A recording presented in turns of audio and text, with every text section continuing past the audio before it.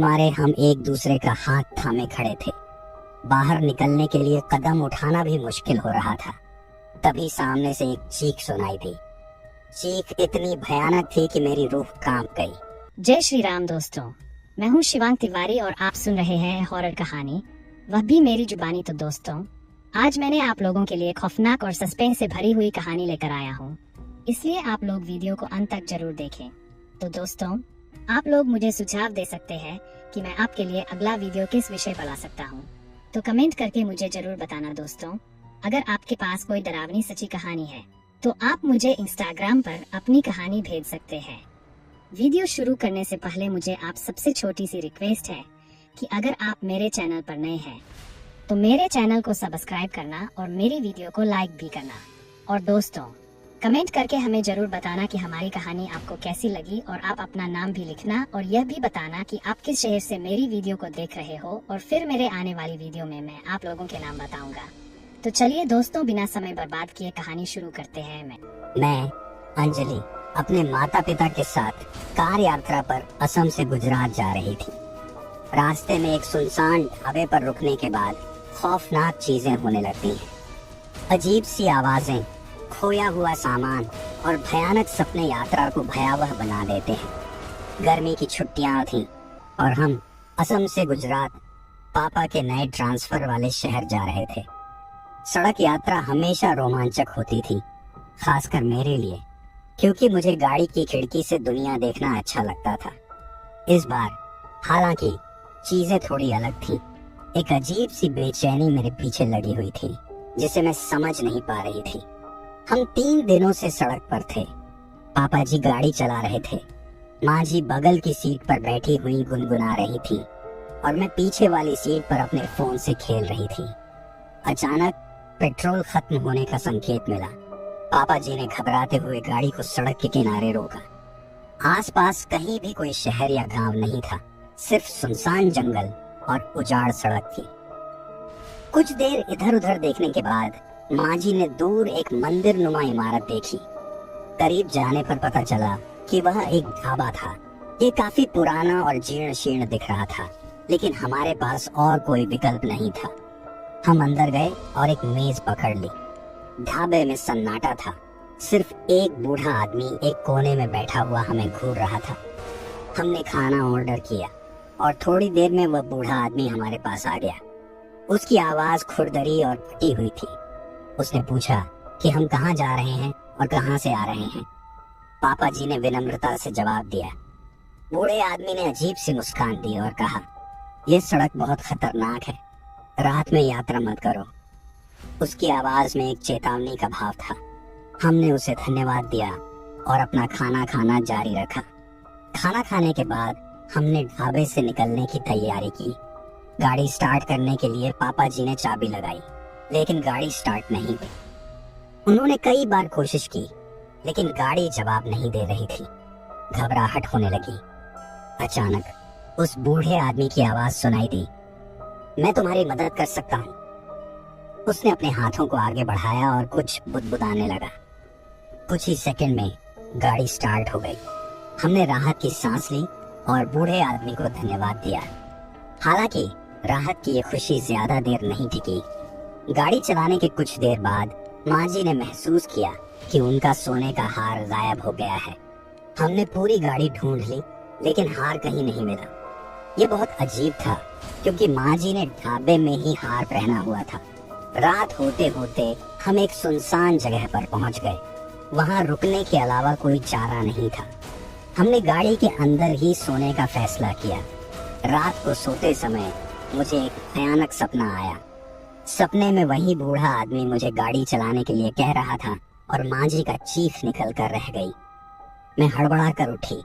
पसीने से मेरा पूरा बदन तरबतर था। आसमान में चांद की धुंधली रोशनी टूटती हुई शाखाओं के बीच से टिमटिमा रही थी। गाड़ी के अंदर एक अजीब सी सन्नाटा था। चारों तरफ सिर्फ जंगल की खामोशी और जंगली जानवरों की दूर की आवाजें गूंज रही थी। माँ जी को जगाया तो उनकी आवाज थोड़ी सी घबराई हुई थी। उन्होंने भी बताया कि उन्हें भी एक भयानक सपना आया था। सपने में वह ढाबा और वह बूढ़ा आदमी था। बूढ़ा आदमी उनकी तरफ एक खौफनाक मुस्कान के साथ देख रहा था और उनके कानों में कुछ फुसफुसा रहा था, लेकिन वो समझ नहीं पा रही थी कि वो क्या कह रहा है। सुबह होते ही हमने गाड़ी को आगे बढ़ाने का फैसला किया। पापा जी ने गाड़ी स्टार्ट की, मगर गाड़ी फिर से वही जिद कर रही थी। चिंता के मारे माथा पीटने लगा। कल रात ढाबे वाले बूढ़े आदमी ने हमारी गाड़ी स्टार्ट की थी, क्या अब वही कुछ कर सकता है? मजबूरन हमने उसी ढाबे की तरफ वापसी की शुरुआत की। रास्ते में सन्नाटा और भी ज्यादा गहरा गया था, मानो पेड़ पौधे भी हमारी मुसीबत को समझ रहे हों और खामोश खड़े हों। 2 घंटे की कठिन यात्रा के बाद हम ढाबे के पास पहुंचे, पर अब वो ढाबा वैसा नहीं दिख रहा था जैसा कल था। कल जो रंगीन झंडियां लहरा रही थीं, वो गायब थीं। ढाबे के बाहर रखी हुई कुर्सियां भी अब अस्त व्यस्त बिखरी हुई थीं। एक अजीब सी सिहरन मेरी रीढ़ की हड्डी पर चढ़ गई। ढाबे के अंदर भी सन्नाटा था। उस बूढ़े आदमी का कहीं पता नहीं था। हमने आवाज लगाई, लेकिन कोई जवाब नहीं आया। अचानक मेरी नजर ढाबे के एक कोने में रखी हुई एक पुरानी तस्वीर पर पड़ी। तस्वीर करीब से देखने के लिए मैं आगे बढ़ी। तस्वीर में वही बूढ़ा आदमी था, लेकिन बहुत कम उम्र का। उसके बगल में एक और आदमी खड़ा था, जिसका चेहरा बिल्कुल धुंधला हुआ था। तस्वीर के नीचे अंग्रेजी में कुछ लिखा हुआ था। मैंने धीरे से पढ़ा, श्याम और रवि 1944। मेरा दिल जोर से धड़कने लगा। 1944, क्या ये तारीख कोई इत्तेफाक है? क्या ये वही साल है जब भारत का विभाजन हुआ था?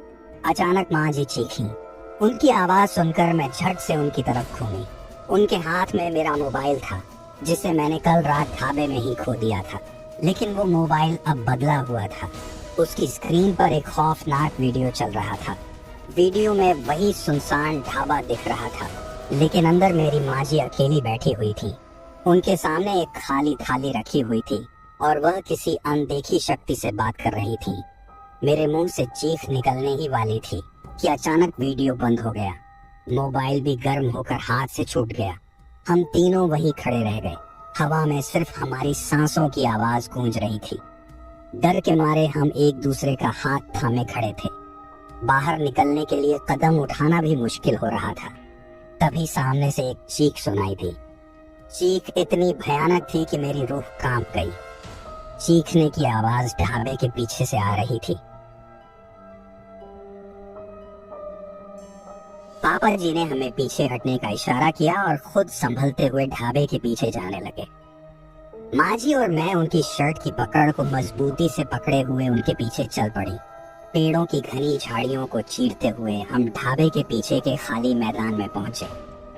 वहां का नजारा देखकर मेरा खून जम गया। जमीन पर एक वृद्ध महिला का शव पड़ा हुआ था। उसके सफेद बाल जमीन पर बिखरे हुए थे और चेहरे पर एक खौफनाक मुस्कान जमी हुई थी। उसकी आंखें खुली हुई थी, लेकिन उनमें कोई चेतना नहीं थी। महिला के कपड़े पुराने जमाने के थे और वो बिल्कुल वैसी ही दिख रही थी जैसी उस पुरानी तस्वीर में श्याम के बगल में खड़े आदमी के कपड़े थे। पापा जी तुरंत महिला के पास पहुंचे और उनकी नाड़ी टटोली। कुछ ही सेकंड में उन्होंने सिर हिला दिया। महिला मर चुकी थी। उनकी मौत का कारण समझ पाना मुश्किल था। शरीर पर कोई चोट नहीं थी, ना ही कोई जहर खाने के कोई निशान थे। हम तीनों वहीं खड़े होकर उस खौफनाक दृश्य को देखते रहे। अचानक माँ जी चीख पड़ी, ये वो महिला है जिसने कल रात हमें ढाबे में खाना परोसा था। उनकी बातों ने मेरे दिमाग में खौफ का एक नया तूफान खड़ा कर दिया। अगर यह महिला वही थी, तो फिर कल रात ढाबे में हमारी सेवा कौन कर रहा था? और वो पुरानी तस्वीर में धुंधला हुआ चेहरा, क्या उसका कोई कनेक्शन इस महिला से था? पुलिस को बुलाने के बारे में सोचा, लेकिन आसपास कहीं नेटवर्क नहीं था। हम जंगल के बीचों बीच फंसे हुए थे, एक बेजान गाड़ी के साथ और एक खौफनाक रहस्य के साथ। अचानक हवा में एक अजीब सी गंध फैल गई, सड़ने का वो सपा देने वाला गंध जिसे भुलाया नहीं जा सकता। मेरा मुंह और नाक अपने आप ही रुंध हो गए। पापा जी ने रुमाल निकालकर नाक और मुंह को ढका लिया। गंध की तीव्रता बढ़ती जा रही थी। अब तो सांस लेना भी दूभर हो गया था। हम तीनों एक दूसरे से सट कर खड़े हो गए। अचानक मांझी ने मेरा हाथ पकड़ा और इशारा किया कि सामने देखो। मेरी नजर सामने खड़े पेड़ की तरफ गई। पेड़ की एक मोटी शाखा से एक रस्सी लटक रही थी और उस रस्सी के सहारे एक शरीर लटका हुआ था। शरीर बूढ़े आदमी का था, वही ढाबे वाला बूढ़ा आदमी। उसकी आंखें खुली हुई थीं और चेहरे पर एक भयानक मुस्कान जमी हुई थी, बिल्कुल उसी तरह जैसी उस मृत महिला के चेहरे पर थी। मेरे पैरों तले जमीन खिसक गई। मेरा गला सूख चुका था, चीख भी नहीं निकल पा रही थी। पापा जी ने मेरा और मांझी का हाथ मजबूत पकड़ रखा। हम तीनों वहीं खड़े होकर उस खौफनाक नजारे को देखते रहे। कुछ देर बाद हवा का रुख बदला और सड़ने की गंध धीरे धीरे कम होने लगी। हम तीनों सांस लेने लगे, लेकिन डर के मारे हमारा पूरा शरीर कांप रहा था। माँ जी तो बेहोशी की हालत में थी। पापा जी ने उन्हें सहारा दिया और एक पेड़ के नीचे लिटा दिया। अब क्या किया जाए ये समझ नहीं आ रहा था। डर और बेबसी के बीच हम जकड़े हुए थे। तभी अचानक दूर से एक गाड़ी की आवाज सुनाई दी।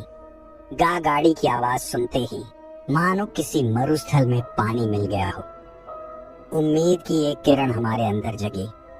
पापा जी ने तुरंत आवाज लगाना शुरू कर दिया। कुछ ही देर में एक पुरानी जीप हमारी तरफ आती हुई दिखाई दी। गाड़ी रुकने से पहले ही उसमें से एक लंबा चौड़ा आदमी निकलकर हमारी तरफ दौड़ पड़ा। आदमी के पास पहुंचने पर हमने राहत की सांस ली। वह कोई और नहीं बल्कि वही ट्रक ड्राइवर था जिससे हमने कल रास्ते में मुलाकात की थी। ट्रक ड्राइवर हमें देखकर काफी हैरान हुआ। हमने उसे सारी कहानी बताई। गाड़ी खराब होना, सुनसान ढाबा, मृत महिला और फांसी पर लटका हुआ बूढ़ा आदमी। ट्रक ड्राइवर हमारी बातें सुनकर सिर हिलाता रहा। उसकी आंखों में एक अजीब सी चमक थी।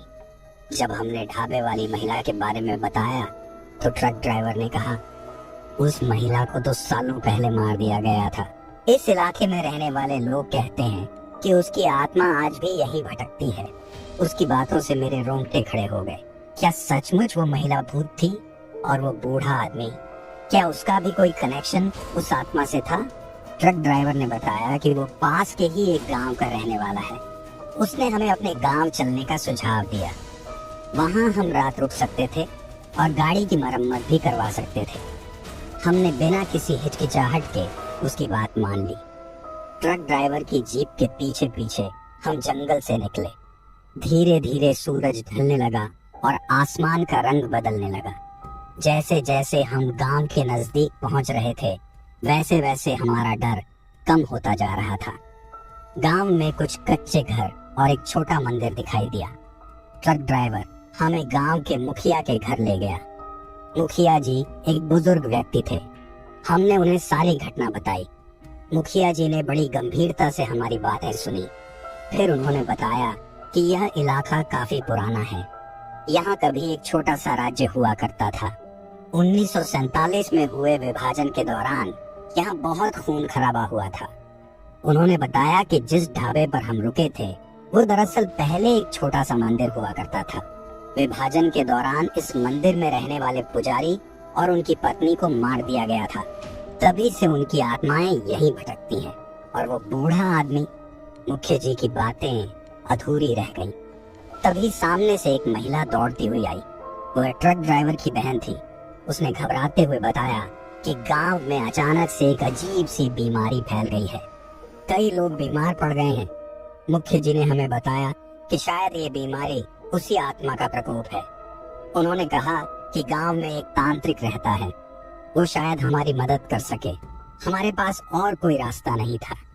हमने मुखिया जी से तांत्रिक के बारे में पूछा। उन्होंने बताया कि तांत्रिक गांव के बाहर जंगल में रहता है।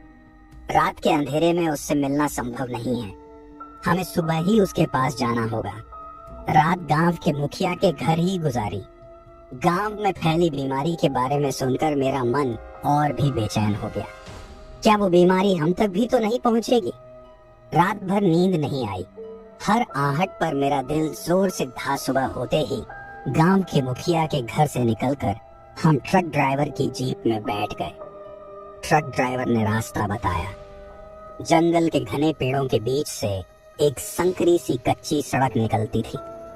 सड़क के दोनों तरफ ऊंचे ऊंचे पेड़ खड़े थे, मानो राह भटकाने के लिए खड़े हों। कुछ देर चलने के बाद सड़क खत्म हो गई।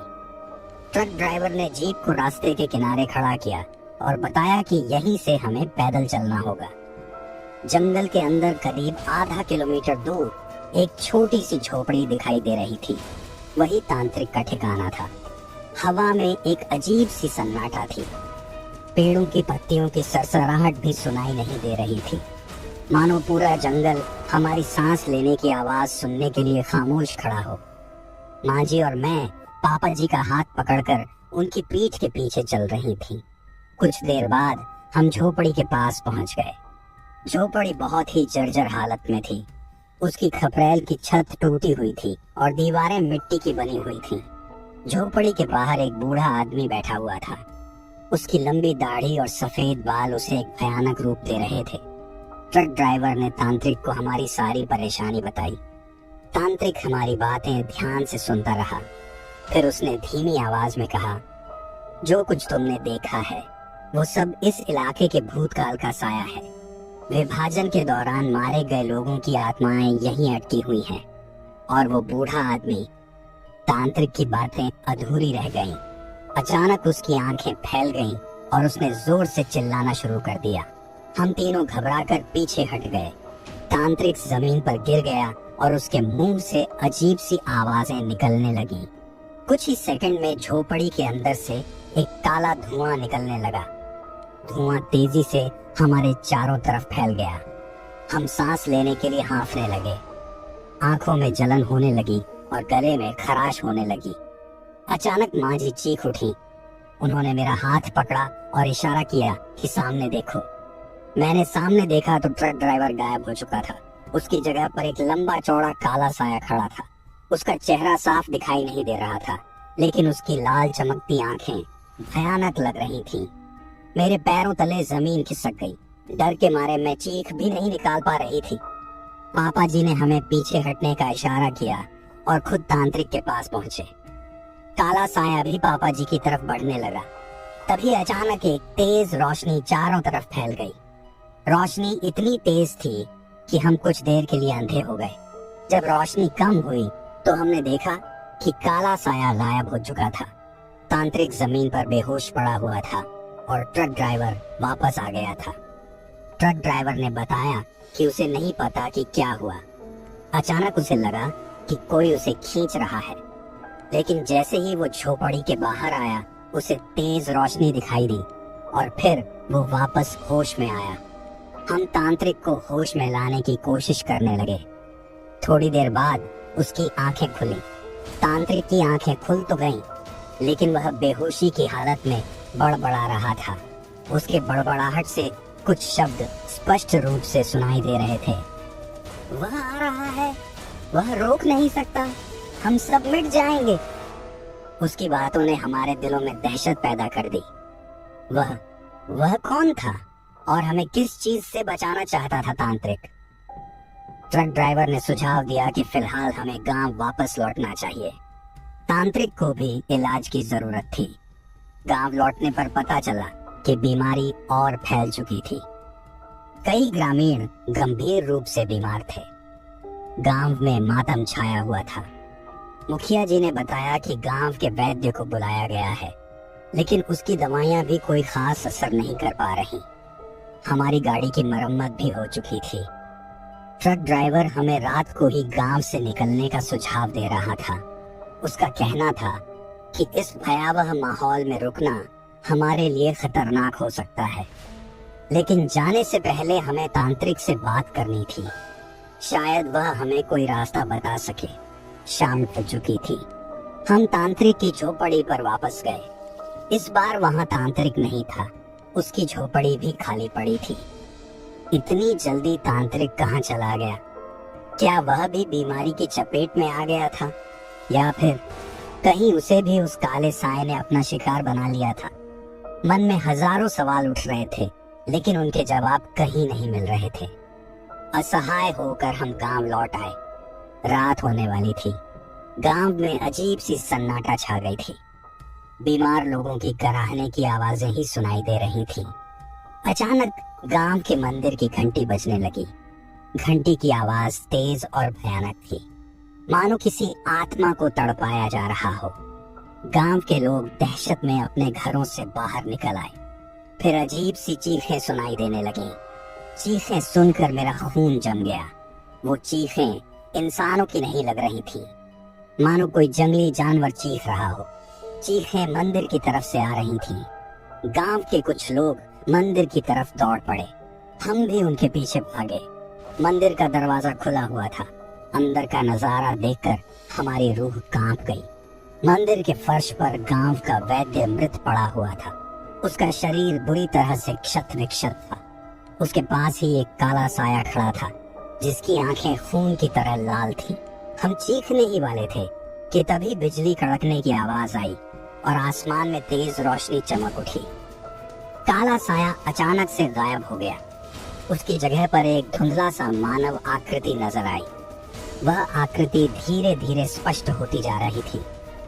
कुछ ही सेकंड में हम देख पाए कि वह वही ढाबे वाला बूढ़ा आदमी था, लेकिन अब उसका चेहरा क्रोध से तमतमाया हुआ था।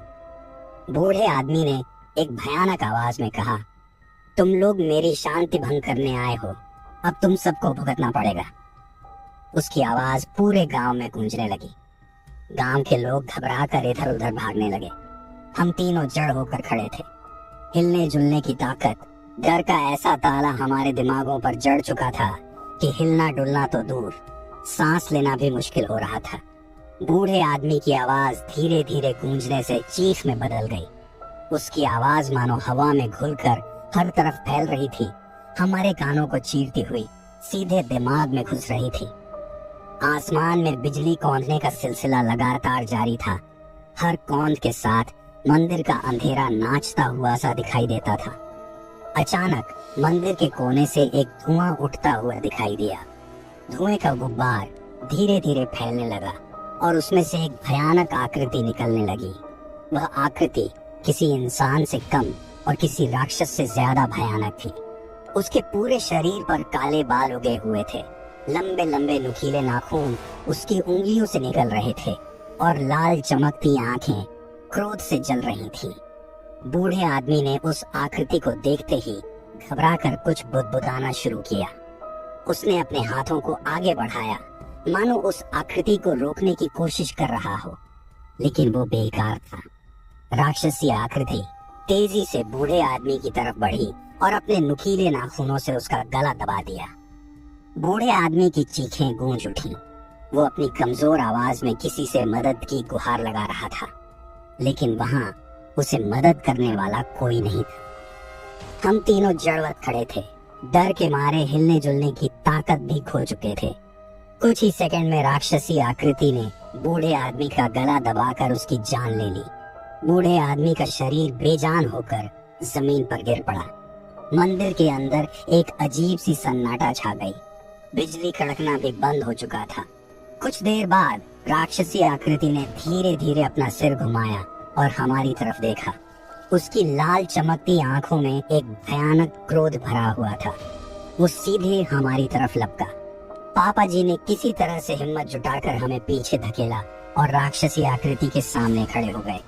उनकी आवाज कांप रही थी, हमें जाने दो, हम तुम्हें कोई नुकसान नहीं पहुंचाना चाहते। राक्षसी आकृति ने कोई जवाब नहीं दिया। उसने बस इतना किया कि अपने लंबे नुकीले नाखूनों को और भी बाहर निकाल दिया। अचानक माँ जी चीख उठी, देखो वो! उन्होंने मंदिर के बाहर की तरफ इशारा किया। हमने उनकी तरफ देखा तो खून हमारा जम गया।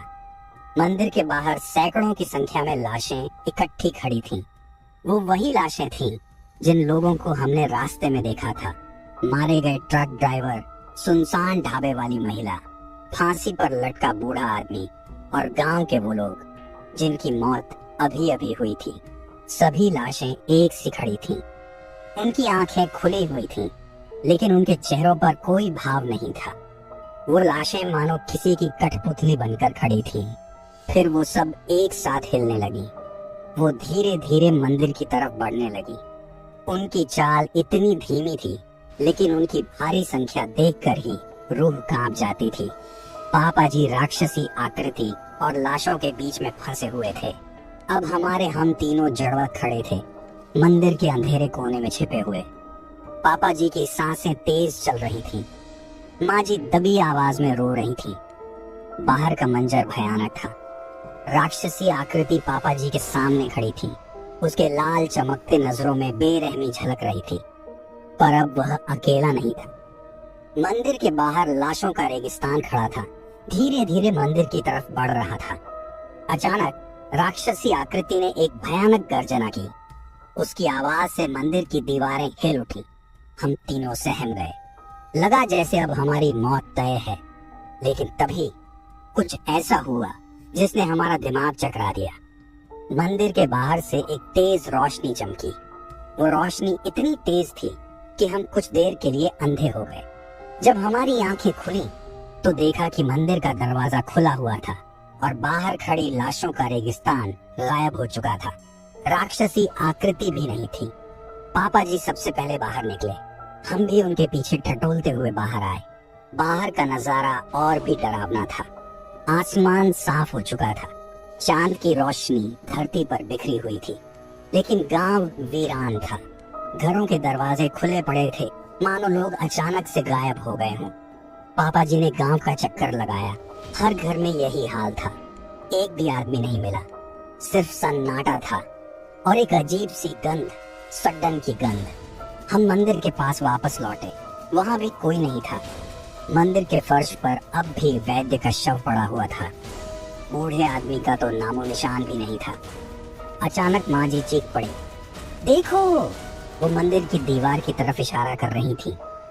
दीवार पर खून से कुछ शब्द लिखे हुए थे। वो शब्द इतने पुराने थे कि उनको पढ़ना मुश्किल था, लेकिन उनकी आखिरी लाइन साफ साफ पढ़ी जा सकती थी, वह अब तक आया नहीं है। उन खून के लिखे हुए शब्दों ने हमारे दिलों में एक नया डर पैदा कर दिया। वह कौन था जो अभी आया नहीं था, और जब वो आएगा तो क्या होगा? हम मंदिर से बाहर निकले और अपनी गाड़ी की तरफ बढ़े। गाड़ी वहीं खड़ी थी, लेकिन उसकी हालत पहले से भी खराब हो चुकी थी। गाड़ी के टायर पंक्चर हो चुके थे और बोनेट बुरी तरह से कुचला हुआ था। अब हम क्या करें, कुछ समझ नहीं आ रहा था। गांव वीरान था, फोन का कोई नेटवर्क नहीं था और गाड़ी भी खराब थी। हम जंगल के बीचों बीच फंसे हुए थे, भूखे, प्यासे और डरे हुए। तभी दूर से हमें किसी जानवर के दहाड़ने की आवाज सुनाई दी। आवाज इतनी करीब से आ रही थी कि हम तीनों सहम गए। पेड़ों के पीछे से दो चमकती हुई आंखें दिखाई दी। एक जंगली जानवर जंगल से बाहर निकल रहा था। डर के मारे हम एक दूसरे से सट गए। हम जानते थे कि जंगली जानवरों से हमारा बच पाना लगभग असंभव है, लेकिन तभी कुछ और हुआ। जंगल से निकलने वाले जानवर के सामने अचानक एक काला साया खड़ा हो गया।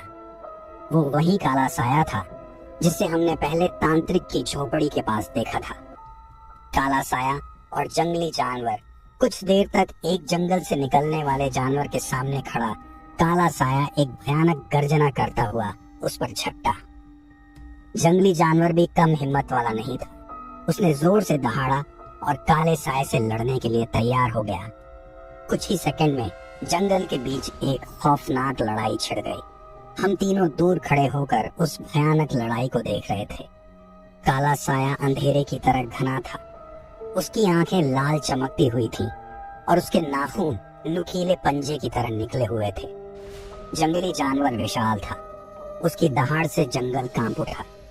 कुछ देर की लड़ाई के बाद जंगली जानवर कमजोर पड़ने लगा। काले साए ने उसे जमीन पर पटक दिया और उसके गले को अपने नुकीले नाखूनों से दबा दिया। जंगली जानवर की चीखें पूरे जंगल में गूंजने लगी। कुछ ही सेकंड में उसकी चीखें खामोश हो गईं। काला साया जंगली जानवर के शव को जमीन पर फेंककर हमारी तरफ मुड़ा। उसकी खौफनाक आंखें हम पर गड़ी थीं। हम हिलने जुलने की भी हिम्मत नहीं जुटा पा रहे थे। लगा जैसे अब हमारी बारी है, लेकिन तभी काले साए ने एक अजीब सी हरकत की। वह जमीन पर झुका और मृत जंगली जानवर के खून को सूंघने लगा। कुछ ही सेकंड में उसका रूप बदलने लगा। धीरे धीरे वो काला साया छोटा होता गया और उसकी जगह एक लंबा चौड़ा इंसान खड़ा हो गया। वह इंसान बिल्कुल नंगा था। उसका शरीर मिट्टी से सना हुआ था और उसकी आंखें लाल थीं। वह जंगली जानवर के मांस को अपने नाखूनों से फाड़ने लगा और कच्चा ही खाना शुरू कर दिया। उस खौफनाक नजारे को देखकर मेरा जी मिचलाने लगा। मैं मुंह दबाकर एक पेड़ के पीछे छिप गई। पापा जी और माँ जी भी पेड़ के पीछे छिपकर उस खौफनाक मंजर को देख रहे थे। कुछ देर बाद वह जंगली इंसान मांस खाना बंद करके हमारी तरफ मुड़ा। उसकी नजरें सीधे हम पर थीं। उसके चेहरे पर एक भयानक मुस्कान थी। वह धीरे धीरे हमारी तरफ बढ़ने लगा। उसके हर कदम के साथ जमीन कांपती हुई लग रही थी। हमारी सांसें थम गई थीं। लगा जैसे अब हमारी मौत निश्चित है। तभी उस जंगली इंसान के सामने अचानक एक सफेद रोशनी चमकी। वो रोशनी इतनी तेज थी कि हम कुछ देर के लिए अंधे हो गए। जब हमारी आंखें खुली तो देखा कि जंगली इंसान गायब हो चुका था। उसकी जगह पर एक बूढ़ा फकीर खड़ा था। फकीर के सफेद बाल जमीन तक छू रहे थे। उसके हाथ में एक लंबी सी लाठी थी। उसके चेहरे पर एक शांत भाव था। फकीर ने हमें पेड़ के पीछे से निकलने का इशारा किया। हम तीनों डरते हुए फकीर के सामने खड़े हो गए। फकीर ने धीमी आवाज में पूछा, तुम लोग इस भयानक जगह पर कैसे आए? पापा जी ने उसे पूरी कहानी बताई। गाड़ी खराब होना, सुनसान ढाबा, मृत महिला और फांसी पर लटका हुआ बूढ़ा आदमी, गांव में फैली बीमारी, तांत्रिक और राक्षसी आकृति। फकीर हमारी बातें ध्यान से सुनता रहा। फिर उसने बताया कि यह इलाका सदियों से आत्माओं का घर रहा है। यहाँ कभी एक शक्तिशाली साम्राज्य हुआ करता था। उस साम्राज्य फकीर की बातों से हमारे रोंगटे खड़े हो गए। साम्राज्य के पतन की कहानी सुनने के लिए हमारा कलेजा बेचैन हो उठा। फकीर ने बताया कि उस साम्राज्य के राजा को अमर होने का लालच था। उसने एक तांत्रिक की मदद से एक शक्तिशाली अनुष्ठान किया, जिसके परिणाम स्वरूप उसकी आत्मा अमर तो हो गई, लेकिन एक भयानक राक्षस में बदल गई। 1947 के विभाजन के दौरान हुए खून खराबे ने इस इलाके की आत्माओं को और भी ज्यादा क्रोधित कर दिया। फकीर ने हमें बताया कि हमने जो काला साया देखा था वह दरअसल राजा की अमर आत्मा थी, और वह बूढ़ा आदमी जो फांसी पर लटका हुआ था वह उस तांत्रिक का शिष्य था। विभाजन के दौरान उसे मार दिया गया था, लेकिन उसकी आत्मा भी अशांत होकर यहीं भटक रही थी। फकीर ने यह भी बताया कि जंगली इंसान दरअसल उस इलाके का संरक्षक था। वह एक शक्तिशाली योद्धा था जो मृत्यु के बाद भी इस इलाके की रक्षा करता था, लेकिन काले साए की शक्ति उसके सामने भी कम नहीं थी। फकीर की बातों ने हमारे दिमाग में सवालों का ज्वालामुखी जगा दिया। मंदिर की दीवार पर लिखे खून के शब्दों का क्या मतलब था? वह कौन था जो अभी तक नहीं आया था? और जब वह आएगा तो क्या होगा? फकीर ने हमारे सवालों को पढ़ लिया। उसने कहा, वह एक और भी शक्तिशाली आत्मा है, इस इलाके का असली रक्षक। हमने पूछा, वह कब आएगा? फकीर ने सिर हिलाते हुए कहा, पता नहीं, लेकिन अगर वह नहीं आया तो काला साया पूरे इलाके को तबाह कर देगा। फकीर की बातों ने हमारे दिलों में खौफ भर दिया। हम इस भयानक जगह से निकलना चाहते थे, लेकिन हमारी गाड़ी खराब थी और गांव भी वीरान हो चुका था। फकीर ने हमें बताया कि हमारे पास जंगल से निकलकर दूसरे गांव तक पहुंचने के अलावा कोई रास्ता नहीं है। रास्ते में खतरे जरूर होंगे, लेकिन वह खुद हमारी रक्षा करेगा। हम जानते थे कि जंगल से निकलना खतरनाक होगा, लेकिन इस भयानक जगह पर रुकना और भी खतरनाक था। इसलिए हमने फकीर के साथ जाने का फैसला किया। फकीर ने हमें जंगल से निकलने का रास्ता बताया। उसने हमें यह भी बताया कि जंगल में कौन कौन से खतरे हो सकते हैं और उनसे कैसे बचा जा सकता है। हमने अपनी गाड़ी को छोड़ दिया और फकीर के पीछे चलना शुरू किया। जंगल घना था और अंधेरा भी हो चुका था। पेड़ों की शाखाएं हमारे ऊपर फैली हुई थीं, मानो हमें जकड़ने के लिए तैयार हों। जंगल से अजीब सी आवाजें आ रही थीं, जानवरों के दहाड़ने की आवाज, पत्तों के सरसराहट की आवाज और अज्ञात जीवों की चीखें। हर आवाज हमारे दिलों में दहशत पैदा कर रही थी। हम फकीर के पीछे चिपके हुए चल रहे थे। कुछ ही देर बाद हमने सामने आंखों की चमक देखी, जंगली जानवर। लेकिन इससे पहले कि हम कुछ सोच पाते, फकीर ने एक मंत्र का जाप किया। उसकी आवाज पूरे जंगल में गूंजने लगी। आंखों की चमक गायब हो गई। जंगली जानवर शायद डरकर भाग गया था। फकीर का मंत्र जंगल में गूंजता रहा और हम रात भर उसी तरह अंधेरे और खतरों से घिरे हुए चलते रहे। जंगल की हर आहट, हर सरसराहट हमारे कानों में खौफनाक संगीत बनकर बज रही थी। थकान और डर से हमारा बुरा हाल था, लेकिन फकीर हमें रुकने नहीं देता था। वो कहता था, रात के समय जंगल में रुकना बहुत खतरनाक है। सुबह होते होते हम एक नदी के किनारे पहुंच गए। नदी का पानी साफ और ठंडा था। हमने थोड़ा पानी पीकर अपनी प्यास बुझाई और थोड़ा आराम किया। फकीर ने हमें बताया कि इस नदी को पार करने के बाद हम जंगल से बाहर निकल जाएंगे। लेकिन नदी पार करना आसान नहीं था। नदी का बहाव तेज था और कोई नाव भी नहीं दिख रही थी। फकीर ने हमें बताया कि वह एक जादुई तौर तरीक से हमें नदी पार करा देगा। हम उसकी बातों पर विश्वास करने के अलावा कोई विकल्प नहीं रखते थे। फकीर ने कुछ अजीब से शब्दों का जाप करना शुरू किया। उसके हाथों से एक हल्की सी नीली रोशनी निकली। वो रोशनी नदी के पानी पर फैलने लगी। कुछ ही सेकंड में नदी के बीचों बीच एक पत्थरों का पुल बन गया। हम फकीर के पीछे चलकर उस पत्थरों के पुल से नदी पार करने लगे। लेकिन पुल पार करते समय मांझी का पैर फिसल गया और वह नदी में गिरने वाली थी। तभी फकीर ने तेजी से उनका हाथ पकड़ लिया और उन्हें संभाल लिया। उस खौफनाक पल में भी फकीर का चेहरा शांत था। उसने मांझी को आश्वासन दिया कि अब वो सुरक्षित है। हम पुल पार करके नदी के दूसरी तरफ पहुंच गए। पत्थरों का पुल गायब हो गया और नदी का बहाव पहले जैसा तेज हो गया। नदी पार करने के बाद जंगल थोड़ा कम घना हो गया। पेड़ों के बीच अब थोड़ी दूरी नजर आ रही थी। हम उम्मीद से भर गए, शायद जल्द ही हम जंगल से निकल जाएंगे। लेकिन तभी हमने सामने कुछ अजीब सा देखा। पेड़ों के बीच एक टूटा फूटा मंदिर खड़ा हुआ था। मंदिर की हालत इतनी खराब थी कि लगता था वह कभी भी ढह सकता है। मंदिर के बाहर की जमीन पर सैकड़ों की संख्या में कंकाल बिखरे हुए थे। हमारे पैरों तले जमीन खिसक गई। इतने सारे कंकाल कहां से आए? क्या इस जंगल में कोई कब्रिस्तान था? फकीर ने हमें बताया कि यह मंदिर उस साम्राज्य का अवशेष है जिसके बारे में उसने हमें बताया था।